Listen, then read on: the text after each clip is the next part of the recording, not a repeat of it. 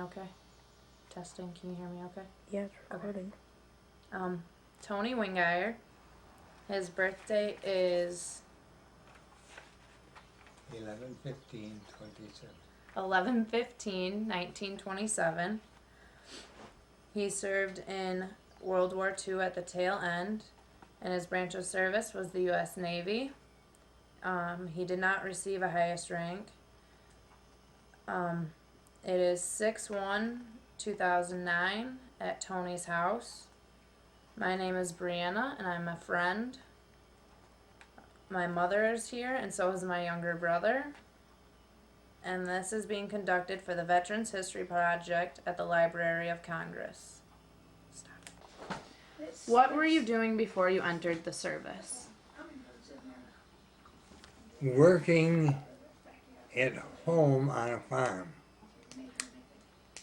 Did any other family members serve in the military? My dad was in the Army in World War I. Were you drafted or did you enlist? I enlisted. What was your reason for enlisting? Well, I thought that probably it would allow me financing for college. What were the barracks, food, and social life like in the military, or where you were based? Oh, well, it depended. In Great Lakes, the barracks were very sparse, and the food was so-so. When I got to Hawaii, in the hospital, hospital food was a little bit better, and the barracks were much nicer. Where did you serve? Where did I serve? On the island of Oahu, on Hawaii, or in Hawaii. Ooh, excuse me.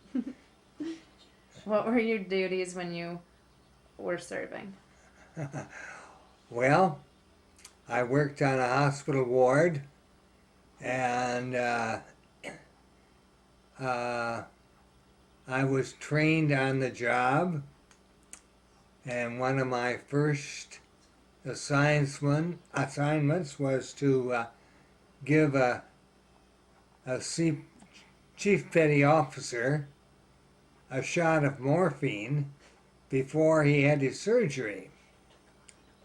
And the nurse showed me how to break the pill in the syringe and then pull in the water and shake it.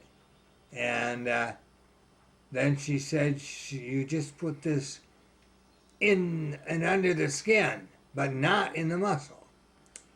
And so I went out, and oh yes, I had my alcohol pad with me, of course, and wiped his arm and said, I have to give you a shot. And I said, I hope it doesn't hurt. He said, it won't hurt. He was kind of gruff.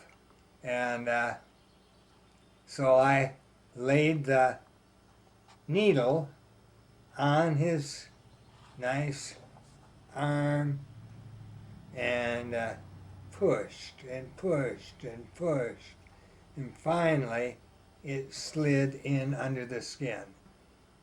And then I pushed the plunger, and it made a little bubble under his skin, and I pulled the needle out with the syringe, of course, and wiped his arm off with alcohol and put a little Band-Aid on him and said, there you are. He said, yeah, thanks.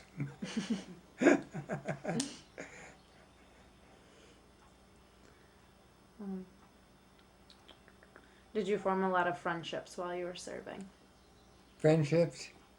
Yeah, nothing deep, but lots of people because they were coming and going most of the time. Uh, one of my other jobs was giving shots for syphilis, and these were given in the buttocks. And so when you would go into the ward with your cart full of syringes all loaded with penicillin and alcohol swabs, and all the guys that were going to get the shots knew they were going to get them because they got them every 3 hours. And so some of the corpsmen would holler, "Bottoms up," and I didn't do that. I was kind of calm, but just walked in, and they knew what I was there for, and they laid down on their beds, on their stomachs, and got their shots.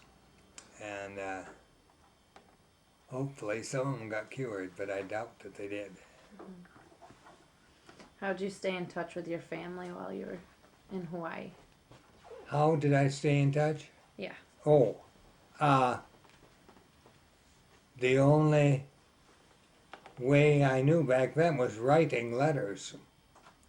And so I wrote to my folks. I don't remember. I think I included my sister in, because I had one sister and no brothers. And I included her in the letter when I write, and they'd write back occasionally. Where were you when the war ended? Well, I think I was on Oahu, the island of Hawaii there. The only place I was stationed. And my wife thinks the war ended before I got out there. And maybe it did. I'm not positive. I'm not positive. But I mean, they weren't sending Japanese planes over or anything like that. So probably it was over. How'd you get home? Flew. On a plane? Yeah, on an airplane. That was I described as, yeah, it dropped 100 feet. What was your reception by your family and community like? Oh, welcome home. Get to work.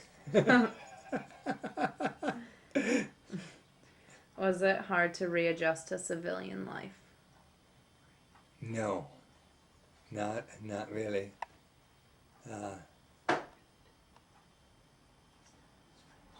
No, Have you kept in touch with fellow veterans over the years? no. How did wartime experiences affect your life?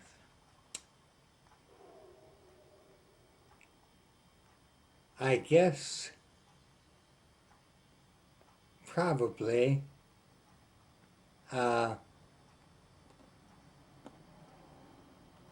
it made me appreciate the fact that I was in the service, I lived through it, and I got home. What are some life lessons you learned from your service? Oh boy. Of course,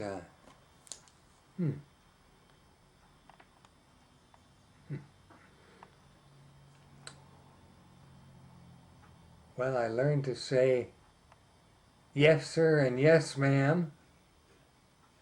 And in other words, respect for elders, so to speak. Do you have anything to add? What was one of the worst things you experienced while in the service? Ooh, one of the worst things while I was in the service.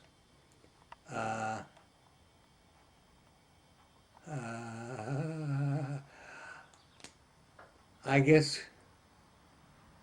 when we were at Great Lakes and 5,000 of us got Scarlet Fever,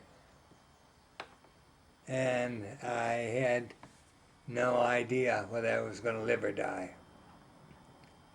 And that was a little shaky.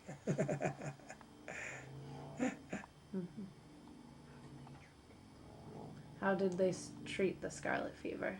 How did they treat the Scarlet Fever?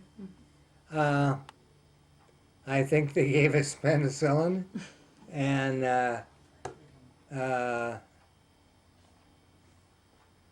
we had absolute bedrest for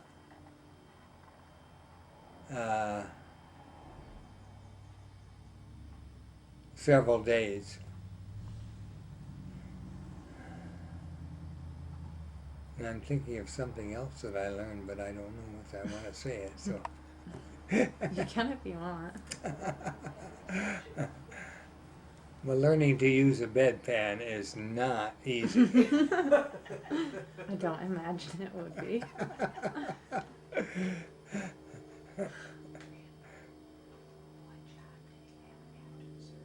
What job did you have after the service? After the service, okay,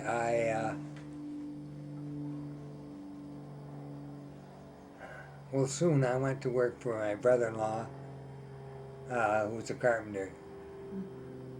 And I was in the carpenter trade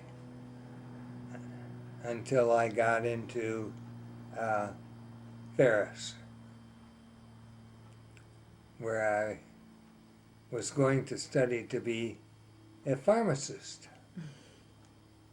Only I found out that most of the guys, their dads owned a store, and so they'd have a job, and I would have to work for some big company and probably, among other things, sell booze. And so I switched at the end of my sophomore year from pharmacy to teaching. And I guess I've never resented that. And I taught a total of 33 years. 2 years at Romeo, down near Detroit, 1 year at Caledonia, and 30 years at Middleville.